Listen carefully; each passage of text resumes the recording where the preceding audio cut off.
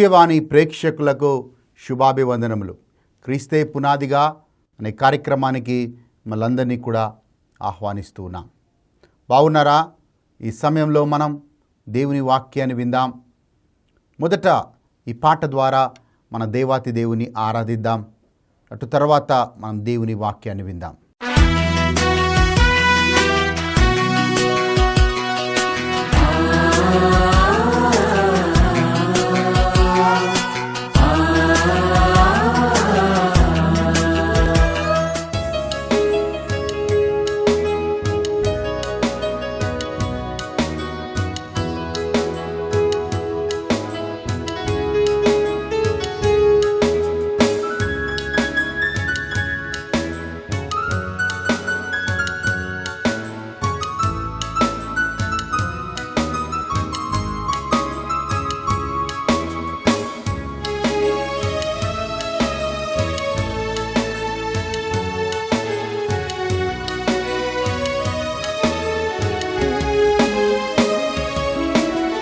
ఎవరున్నారయ్యా నాకు నీవు తప్ప, ఏమున్నదయ్యా భూమిలో నీవు లేక.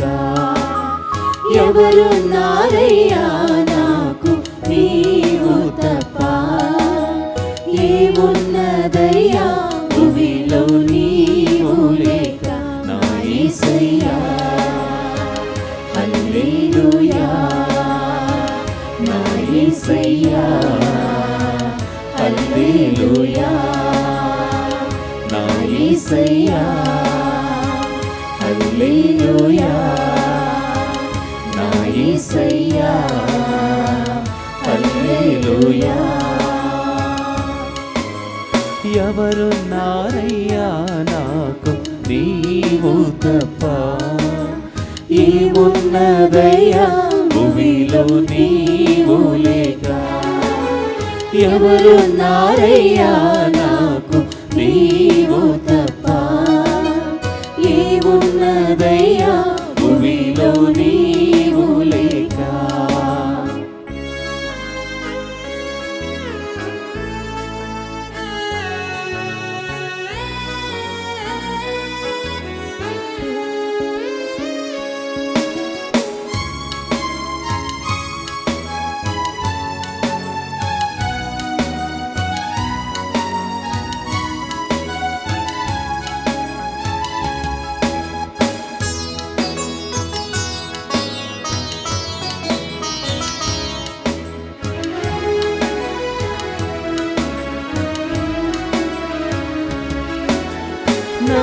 నాశ్రయము నీవే, నాశ్రయము నీవే, నాశ్రయము నీవే, నాశ్రయము నీవే, నా సర్వము యేసు నీవేగా, నా సర్వము యేసు నీవేగా. ఎవరున్నారయ్యా నాకు నీవు తప్ప, ఏమున్నదయ్యా భూమిలో నీవు లేక. ఎవరున్నారయ్యా నాకు నీవు తప్ప, ఏమున్నదయ్యా భూమిలో నీవు లేక. నా యేసయ్యా హల్లెలూయా, నా యేసయ్యా హల్లెలూయా, నా యేసయ్యా హల్లెలూయా, నా యేసయ్యా హల్లెలూయా.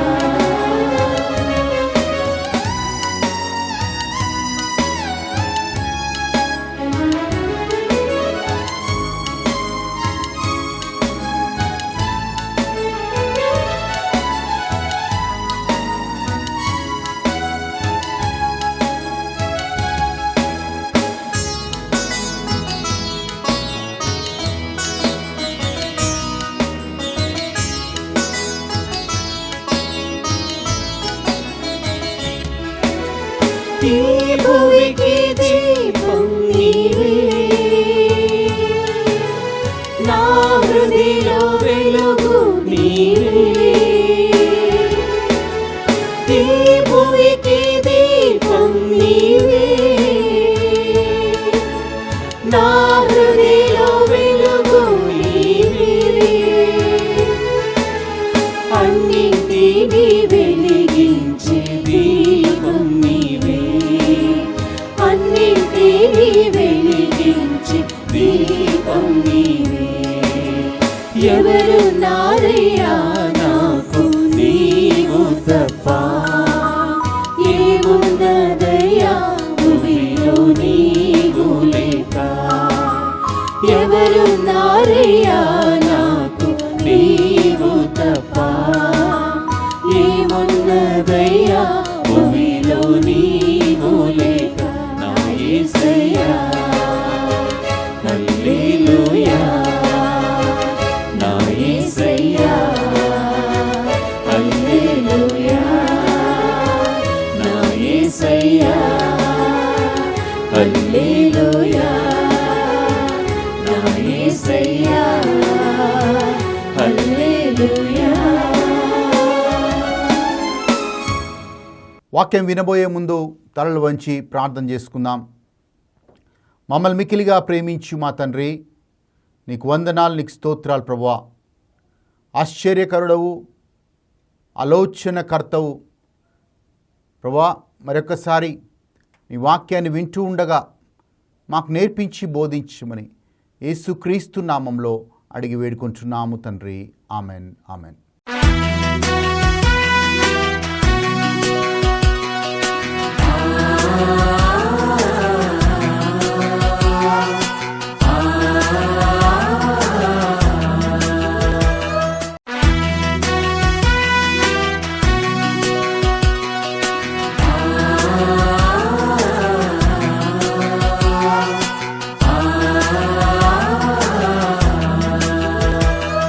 ఈరోజు మనం సాబాతు దినము గురించి మనము నేర్చుకోబోతున్నాం.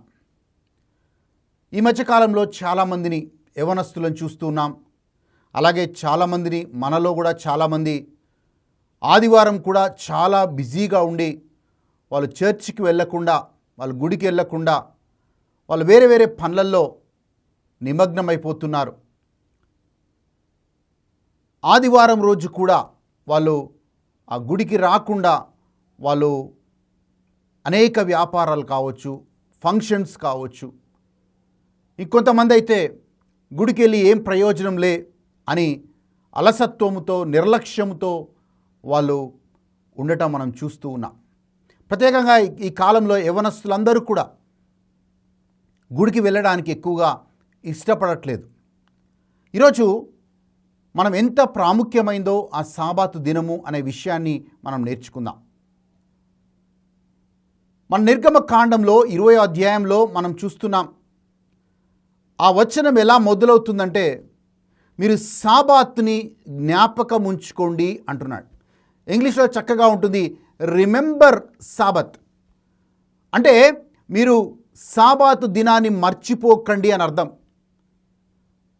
మనం సాబాతు దినాన్ని మర్చిపోకుండా సాబాతు దినాన్ని పాటిస్తే మనకి ఎలాంటి ఆశీర్వాదాలు వస్తాయో మనం బైబిల్లో నేర్చుకోబోతున్నాం. అటు తర్వాత దేవుడు అన్న మాట ఏంటో తెలుసా అండి? ఆ సాబాతు దినమును పరిశుద్ధంగా ఉంచుకోండి అని అంటుంది. మనకి 10 ఆజ్ఞలు ఉన్నాయి. ఈ 10 ఆజ్ఞల్లో ఏ ఆజ్ఞ కూడా పరిశుద్ధము అనే మాట రాయబడలేదు. కానీ సాబాతు దినం దగ్గరకు వచ్చేసరికి మీరు సాబాతు దినముని జ్ఞాపకం ఉంచుకోండి, అలాగే సాబాతు దినాన్ని పరిశుద్ధంగా ఉంచండి. ఎక్కడైతే పరిశుద్ధత అని మాట్లాడతామో, ఎక్కడైతే హోలీ అనే పదం వస్తుందో, ఆ హోలీ అన్న పదానికి, ఆ పరిశుద్ధత అన్న పదానికి దేవుడు ఆ దినముని, ఆ వస్తువుని, ఆ మనిషిని దేవుడు ప్రత్యేకపరిచాడు అని అర్థం. అందుకే ఆ సాబాతు దినాన్ని దేవుడు ప్రత్యేకపరిచాడు. ఆ ప్రత్యేకపరచిన దేవుడు మనకు ఒక ఆజ్ఞ ఇస్తున్నాడు. ఆ ఆజ్ఞ ఏంటంటే, మీరు సాబాతు దినాన్ని మర్చిపోకుండా మీరు పాటించండి అని మనకి వాక్యంలో చదువుతూ ఉన్నాం. మరి సాబాతు దినము మోషే దగ్గర నుంచే వచ్చిందా? సీనాయి కొండ మీదనే 4వ ఆజ్ఞగా దేవుడిచ్చాడా అని మనం అనుకుంటే కాదండి. ఆదాము దగ్గర నుంచి కూడా సాబాతు దినం మనకు కనబడుతుంది. ఆదికాండం 2వ అధ్యాయం 3వ వచనం నుంచి మనం చూస్తే అక్కడ ఆ దినమున, ఆ 7వ దినమున, ఆ విశ్రాంతి దినమున దేవుడు ఆ విశ్రాంతి దినమును ఆశీర్వదించి ఆ విశ్రాంతి దినమును ప్రత్యేకపరచి దేవుడు విశ్రాంతి తీసుకొనెను అనే మాట రాయబడుతుంది. సో 3 మాటలు అక్కడ మనకు కనబడతాయి. He blessed it, he sanctified it and he rested. చూడండి, ఆశీర్వదించాడు అంటే మనం ప్రత్యేకంగా ఆ దినాన్ని దేవుడు ఆశీర్వదించాడు. ఎవరైతే సంఘముగా వెళ్ళి ప్రార్థన చేస్తారో దేవుడిచ్చిన ఆ ఆశీర్వాదాలకి పాత్రులవుతారని అర్థం. ఆయనే ఆశీర్వదించాడు దాన్ని. ఈ బ్లెస్డ్ దట్ డే, ఆ రోజుని దేవుడు ఆశీర్వదించాడు. చూడండి, దేవుడు కొంతమంది వ్యక్తులని ఆశీర్వదిస్తూ ఉంటాడు, కానీ ఇక్కడ ఆ దినాన్ని ఆశీర్వదించాడు. ఆ దినమున ఎవరెవరైతే దేవుడి దగ్గరికి సంఘముగా వెళ్ళి ఆరాధిస్తారో దేవుడు వారిని ఆశీర్వదించేవాడిగా ఉంటాడని దేవుని వాక్యంలో మనం చూస్తున్నాం. 2, శాంటిఫైడ్ ఇట్ అంటే ప్రత్యేకపరిచాడు. అంటే ఆ దినము దేవుడు ప్రత్యేకపరిచాడు. దేనికి ప్రత్యేకపరిచాడు? మనము దేవుని ఆరాధించుటకు, దేవుడి సన్నిధిలో వచ్చి దేవుని ఆరాధించుటకు దాన్ని ప్రత్యేకపరిచాడు. 3వ మాట మనం బైబిల్లో చదువుతున్నాం, దేవుడు విశ్రాంతి తీసుకున్నాడు అంట. రోజు అంటే దేవుడు అలసిపోయి 6 రోజులు సృష్టిని తయారు చేసి 7వ రోజు విశ్రాంతి తీసుకున్నాడు అంటే దేవుడు అలసిపోయాడని కాదు. మనకి దేవుడు ఒక మార్గదర్శిగా ఉంటూ ఉన్నాడు. అంటే దేవుడే విశ్రాంతి తీసుకున్నప్పుడు మనము కూడా ఆయనలో విశ్రాంతి తీసుకోవాలి అని అర్థం. అందుకే మన వాక్యంలో మాటను చదువుతాం, భారము చేత అలసి సొలసి ఉన్న సమస్త ప్రజలారా నా యొద్దకి రండి, మీకు విశ్రాంతినిస్తాను అంటాడు. రెస్ట్ అనే మాటను అంటాం. చూడండి, 6 దినములు వాక్యం చెప్తుంది, నువ్వు 6 దినములు కష్టపడి పని చేయి, కానీ 7వ రోజు నువ్వు సాబాతు దినం, అది విశ్రాంతి దినము, అది దేవుడి కోసం ప్రత్యేకపరచిన దినము, దేవుని ప్రజల కోసం, దేవుని సంఘము కోసం అది ప్రత్యేకపరచబడిన దినము. ఇజ్రాయెల్ ప్రజల్ని దేవుడు అన్ని ఆజ్ఞలు ఇచ్చి ఈ సాబాతు దినాన్ని చాలా కఠినముగా దేవుడు, సాబాతు దినాన్ని ఎవరైతే ఉల్లంఘిస్తారో చాలా కఠినముగా దేవుడు పాత నిబంధనలో ఉండేవాడు. సో ప్రియమైన వారలారా, ఈ 6 దినములు మనం అనేక పనులలో నిమగ్నమైపోతాం, కానీ 7వ రోజు దేవుడి సన్నిధిలోకి వచ్చినప్పుడు మనకున్న భారాన్నంతా కూడా, మనకున్న వేదనంతా కూడా, మనకున్న సమస్యలన్నీ కూడా ఆ రోజు మనము దేవుడి దగ్గరికి మనము ఒక బలియాగంగా తీసుకొని వస్తాం. దేవుడు ఆ దినమును ఆశీర్వదిస్తాడు. అందుకే ఆ రోజు ఆశీర్వాదాలు మనం పొందుకునే దినము అనే మాటని జ్ఞాపకం చేస్తూ ఉన్నాను. ఆ రోజు కాకుండా నేను వేరే రోజు ప్రార్థన చేస్తే దేవుడు నా ప్రార్థన వినడా?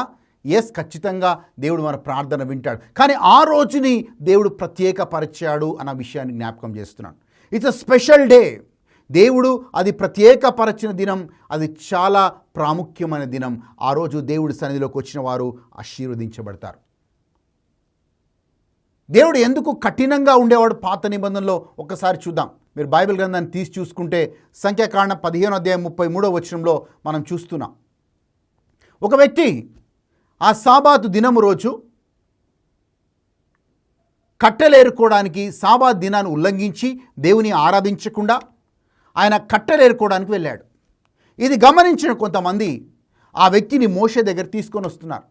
అయ్యా, ఈయన సాబాతు దినాన్ని ఉల్లంఘించాడు, ఈయన కట్టెలేరుకుంటున్నాడు, దేవుని ఆరాధించకుండా, సమాజ మందిరంలోకి వచ్చి దేవుని ఆరాధించకుండా, ఆయన సాబాతు దినాన్ని పాటించకుండా కట్టెలేరుకుంటున్నాడు అని వాళ్ళు మోషే దగ్గర తీసుకొని వస్తున్నారు. మోషే వెంటనే దేవుని అడుగుతున్నాడు, ప్రభువా, ఈయన సాబాతు దినాన్ని ఉల్లంఘించాడు, మరి ఈయన ఏం చేయాలి అని అడుగుతున్నాడు. దేవుడు వెంటనే మోషేకి చెప్తూ ఉన్నాడు, ఆయనకి మరణశిక్ష విధించండి అని. ఇది నేను చెప్పే వాక్యం కాదు, బైబిల్లో మనకి రాయబడిన వాక్యం. సంఖ్యాకాండం 15వ అధ్యాయం 33 నుంచి 36 వచనాలు దయచేసి చదువుకోండి. అప్పుడు ఆ వ్యక్తిని తీసుకొని వెళ్ళి రాళ్లతో కొట్టి చంపుతున్నారు. చూడండి, ఒక్కరోజు ఒక్క సాబాత్ దినాన్ని ఉల్లంఘించినందుకు దేవుడు ఎంత కఠినంగా ఉన్నాడో పాత నిబంధన కాలంలో మనకు కనబడుతుంది. అంటే దేవుడు దానికి ఆ సాబాత్ దినానికి అంత ప్రాముఖ్యతనిచ్చాడు అని అర్థం. ప్రియమైన వాళ్ళారా, ఈరోజు మనము ఆదివారం రోజు చాలా ఒక లిస్ట్ ఉంటుంది మనకి. ఆ రోజు చాలా ఫంక్షన్లు ఉన్నాయి, చాలా పనులు ఉన్నాయి, మన వ్యాపారకు సంబంధించిన మీటింగ్స్ కూడా అదే రోజు ఉంటాయి. ఇంకా ఆ రోజు దేవుడికి స్థానం లేదు. ఒకవేళ మనము చర్చికి వెళ్ళినా, మొక్కుబడిగా చర్చికి వెళ్ళినా, మన ఆలోచన మన అన్నీ కూడా మనకు సంబంధించిన విషయాల మీదే ఉంటుంది, కానీ దేవుడి మీద దృష్టి ఉండదు. అబ్బా ఎప్పుడైపోతుంది ఈ గుడి, ఫాదర్ గారు ఎప్పుడు ఈ ప్రసంగం ముగిస్తారు, ఎప్పుడు తొందరగా అయిపోతుంది, వాచ్ చూసుకుంటూ ఉంటాం, ఫోన్ చూసుకుంటూ ఉంటాం, ఏ మెసేజ్లు వస్తున్నాయి. మనం చర్చిలో ఉన్నాము, కానీ మన దృష్టి దేవుడి మీద లేదు. ప్రియమైన వాళ్ళారా, మనము ఎంత ప్రయత్నం చేసినా దేవుని ఆశీర్వాదం లేకుండా ఏమీ చేయలేమన్న మాటను జ్ఞాపకం చేస్తున్నాను. యోహాను సువార్త 15వ అధ్యాయంలో దేవుడు చెప్పే మాట ఏంటి అంటే, నేను నిజమైన ద్రాక్షవల్లిని, మీరు రెమ్మలు. ఎవరు నా యందు ఉంటారో, నా మాటలు ఎవరి యందు ఉంటాయో వాళ్ళు అధికంగా ఫలిస్తారు అంటాడు. ఇంకో మాట కూడా అదే 5వ వచనంలో మనం చదువుతున్నాం, నేను లేకుండా మీరు ఈ లోకంలో ఏమీ చేయలేరు అని అంటున్నాడు. అంటే దేవుడు ఒక వ్యక్తికి తన సామర్థ్యాన్ని, తన శక్తిని ఇస్తాడు, ఆ వ్యక్తి తన అనుదిన జీవితంలో పని చేయడానికి. ఈరోజు మన సొంత కష్టం మీద ఆధారపడుతున్నాం, కానీ దేవుడు అంటాడు, నేను ఆశీర్వదిస్తాను. అబ్రహాముని ఆశీర్వదించాడు, అలాగే ఇస్సాకుని ఆశీర్వదించాడు, అలాగే యాకోబుని ఆశీర్వదించాడు. ఒకానొక సమయంలో యాకోబు దేవుడి పాదాలు పట్టుకొని, నువ్వు ఆశీర్వదిస్తే తప్ప నేను నీ పాదాలు వదిలిపెట్టను అన్నాడు. అంటే ఆశీర్వాదంలో ఉన్న శక్తిని మనం ఒకసారి గమనించవచ్చు. ఇదే యాకోబు ఇస్సావుని మోసం చేస్తున్నాడు, వాళ్ళ అన్నని, వాళ్ళ తండ్రి అయిన ఇస్సాకుని మోసం చేస్తున్నాడు. ఎందుకో తెలుసా అండి? కేవలం తండ్రి ఆశీర్వాదం కోసం. ఈరోజు దేవుడు అంటున్నాడు, సాబాతు దినము ప్రత్యేక పరచిన దినము, అది దేవుడు ఆశీర్వదించే దినము. మనము బైబిల్లో చదివితే అనేక మారు సాబాతు దినము, సాబాత్ దినం అని పాత నిబంధనలో రాయబడింది. ప్రజలు మర్చిపోతారేమోనని దేవుడు జ్ఞాపకము చేస్తూ వచ్చాడు. యెషయా గ్రంథం 58వ అధ్యాయం దయచేసి మీరు చదువుకోండి. యెషయా గ్రంథం 58వ అధ్యాయంలో చాలా స్పష్టంగా దేవుడు సాబాత్ దినం గురించి రాస్తున్నాడు. అంటే యెషయా ప్రవక్త ద్వారా మళ్ళీ ఒకసారి జ్ఞాపకం చేస్తున్నాడు. అలాగే యెరెమియా ప్రవక్త ద్వారా మళ్ళీ మీరు సాబాత్ దినం పాటించండి అని యెరెమియా ప్రవక్త ద్వారా మళ్ళీ మన జ్ఞాపకం చేస్తూ ఉన్నాడు. ఎందుకు దేవుడు జ్ఞాపకం చేస్తున్నాడు అంటే పదే పదే, ఎందుకంటే మీరు సాబాత్ దినాన్ని జ్ఞాపకం ఉంచుకోండి అన్నాడు. రిమెంబర్ సాబాత్ అంటే మనం సాబాత్ దినాన్ని మర్చిపోతానేమోని, దేవుని ఆరాధించడం మర్చిపోతామేమని మనకు దేవుడు జ్ఞాపకం చేస్తూ వచ్చాడు. అయినా కానీ పాత నిబంధనలో ఇజ్రాయెల్ ప్రజలు సాబాత్ దినాన్ని ఉల్లంఘించారు, సాబాత్ దినాన్ని పాటించలేదు. దానికి ప్రతిఫలముగా ఇజ్రాయెల్ ప్రజలందరూ కూడా బబులోను దేశంలో 70 సంవత్సరాలు బానిసలుగా ఉన్నారు. మీరు 2వ దినవృత్తాంతంలో 36వ అధ్యాయం 19 నుంచి 21 వచనాలు చదువుకోండి దయచేసి. 2 Chronicles chapter 36 verse 19 to 21. అక్కడ మనం వాక్యం చూస్తే మనకేమర్థమవుతుందంటే, ఈ యొక్క సాబాత్ దినాన్ని ఉల్లంఘించారు కాబట్టి ఆ ఇజ్రాయెల్ ప్రజలు చాలా ప్రేమతో సొలొమోను రాజు ద్వారా కట్టుకున్న మందిరాన్ని నబుకద్నెజర్ రాజు ఆ యొక్క మందిరాన్ని కూలగొడుతూ ఉన్నాడు. మనం 2వ దినవృత్తాంతంలో 36వ అధ్యాయం 21వ వచనంలో మనం చూస్తున్నాం, వాళ్ళు 70 సంవత్సరాలు సాబాతు దినాన్ని పాటించడానికి, దేవుని ఆరాధించడానికి స్థలము లేకుండా వాళ్ళు బానిసలుగా ఉన్నట్లుగా మనం చూస్తున్నాం. దాని తర్వాత సైప్రస్ అనే ఒక రాజు వచ్చి, మెడో పర్షియాకు చెందిన సైప్రస్ అనే రాజు వచ్చి వాళ్ళ కొంతమందిని పంపిస్తూ ఉన్నాడు. వెళ్ళి ఆ శిథిలావస్థలోని మీ మందిరాన్ని మళ్ళీ కట్టుకోండి, మళ్ళీ సాబాత్ దినాన మీరు ఆరాధించండి దేవుణ్ణని వాళ్ళకి పర్మిషన్ ఇస్తూ ఉన్నాడు. ప్రియమైన వారలారా, ఇజ్రాయెల్ ప్రజలు దేవుని ఆరాధించినంత రోజులు, ఆ మందిరంలో సాబాత్ దినంలో ఆరాధించిన రోజులు వాళ్ళు ఆశీర్వదించబడ్డారు. ఏదైతే సాబాత్ దినాన్ని వాళ్ళు పాటించకుండా ఉన్నారో ఆ రోజు నుంచి వాళ్ళు ఆశీర్వాదంగా ఉండవలసిన వాళ్ళు ఈరోజు బబులోను దేశంలో బానిసలుగా ఉన్నారు. ఒకరోజు 2 రోజులు కాదు, 70 సంవత్సరాలు బానిసలుగా వాళ్ళు బబులోను దేశంలో వాళ్ళు ఉన్నారు. కనీసం ఆదివారం దేవుని ఆరాధించుకోవడానికి కూడా వాళ్ళకి స్థలం ఉండేది కాదు, సమయం ఉండేది కాదు. ఎందుకంటే వారు వేరే అన్య దేశంలో వాళ్ళు ఉన్నారు. అక్కడున్న వాళ్ళు రోజు కూడా పనికి మాత్రమే వాళ్ళని ఉపయోగించుకునేవారు. ఈరోజు మనము సాబాత్ దినానికి సమయం ఇస్తున్నామా? ఆదివారం రోజు మన కాళ్ళు గుడివైపు పరిగెడుతున్నాయా? లేకపోతే ఆ రోజు కూడా ఏదో పని పెట్టుకొని ఆ రోజు కూడా మనము పర్వాలేదులే, గత వారం వెళ్ళాను కదా, ఈ వారం వెళ్ళకపోతే ఏమవుతుంది? అలాంటి వాళ్ళకు ఒక ప్రశ్న అడుగుతాను. నిన్న తిన్నాం, మరి ఈరోజు తినకపోతే ఏమవుతుంది? అంటే మనకి రోజువారీగా మనం ఎందుకు భోజనం చేస్తాం, ఎందుకు ఆహారం తింటామంటే మనకు శారీరక శక్తి కావాలి అని. అలాగే మనం ఆధ్యాత్మిక శక్తి మనకు కావాలి అంటే, మనం ఆత్మీయంగా బలంగా ఉండాలి అంటే, ఆత్మీయంగా మనం బలపడాలి అంటే మనం ఖచ్చితంగా ఆదివారం రోజు, సాబాతు దినం రోజు, విశ్రాంతి దినం రోజు దేవుడి సన్నిధిలోకి మనం రావాలి. అప్పుడే మనం ఆశీర్వదించబడతాం అనే మాటని జ్ఞాపకం చేస్తున్నా. ఈరోజు చాలా బాధాకరమైన విషయం. అటు అమెరికాలో కావచ్చు, ఇటు ఐరోపా ఖండంలో అనేక చర్చిలు కావచ్చు, అలాగే ఇప్పుడు భారతదేశంలో కూడా చాలా ప్రాంతాల్లో ఆదివారం వాళ్ళు చర్చిలకు వెళ్ళటానికి, దేవుని ఆరాధించడానికి ఇష్టపడట్లేరు. ప్రియమైన వాళ్ళారా, దేవుడు ఒక ఆజ్ఞని ఇచ్చాడు అంటే ఆజ్ఞ అతిక్రమించడం పాపం. దేవుడు ఆజ్ఞ ఇచ్చాడు, మీరు జ్ఞాపకం ఉంచుకోండి, సాబాతుని జ్ఞాపకం ఉంచుకోండి అంటే సాబాత్ దినాన్ని మర్చిపోకండి అంటున్నాడు. ఈరోజు ఒకవేళ మనం అలా సాబాత్ దినాన్ని ఉల్లంఘించినట్టయితే దేవుడి దగ్గర క్షమాపణ అడుగుదాం. ఒక నిర్ణయం తీసుకుందాం. ఆ నిర్ణయం ఏంటంటే, నాకెన్ని పనులున్నా సరే చర్చికి వెళ్ళి దేవుని ఆరాధించిన తర్వాతనే నేను వేరే పనులు చూసుకుంటాను, కానీ ఆదివారం రోజు అది దేవుడికి కేటాయిస్తాను అని మనం ఒక నిర్ణయం తీసుకుందాం. కళ్ళు మూసుకుందాం. ఈ పాటని ప్రార్థనగా మార్చుకొని దేవుని కృపను అడుగుదాం.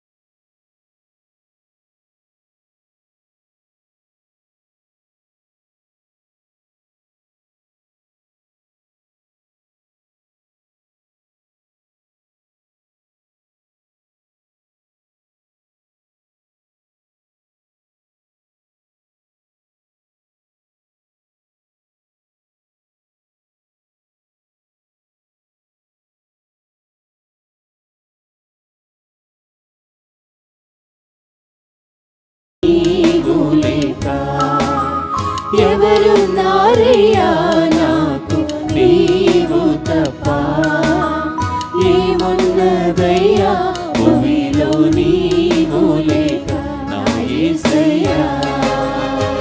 హల్లెలూయా నా యేసయ్యా, హల్లెలూయా నా యేసయ్యా. హల్లెలూయా నా యేసయ్యా హల్లెలూయా. తండ్రి నీకు వందనాలు, నీకు స్తోత్రాలు. మాకు నేర్పించా ప్రభువా సాబాత్ దినం యొక్క ప్రాముఖ్యతని. ఆదివారం దినం దేవుని యొక్క మందిరంలోకి వెళ్ళటం, గుడికి వెళ్ళడం ఎంత ప్రాముఖ్యమో మాకు నేర్పించావు ప్రభువా. ప్రభువా మేమందరము కూడా క్రమము తప్పకుండా ప్రతి ఆదివారం మేము దేవుడి సన్నిధిలోకి వెళ్ళే కృపను మాకు దయచేయమని ప్రార్థిస్తున్నాం. నీ మేలైన ఆశీర్వాదాలు పొందుకొని ఈ లోకంలో వర్ధిల్లింపచేయమని యేసు నామంలో అడుగుచున్నాము తండ్రి. Amen, amen. మళ్ళీ వచ్చే వారం ఇదే సమయానికి క్రీస్తే పునాదిగా అనే కార్యక్రమం ద్వారా మళ్ళీ కలుద్దాం. దేవుడు మిమ్మల్ని మీ కుటుంబాలని దీవించునుగాక.